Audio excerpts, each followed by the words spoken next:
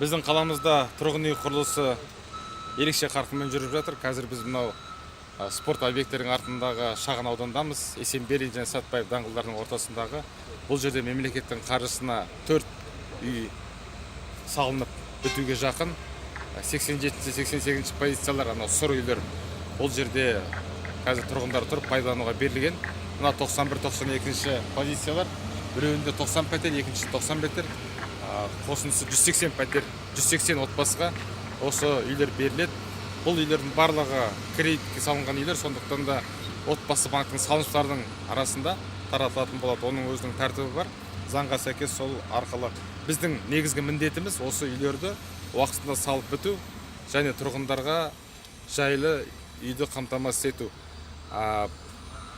Сатып алу ол отбасы банк арқылы жүреді, белгіленген тәртіп бойынша. Қазір біз құрылысты аяқтауға жақынбыз. Соңғы жұмыстар ғана қалды.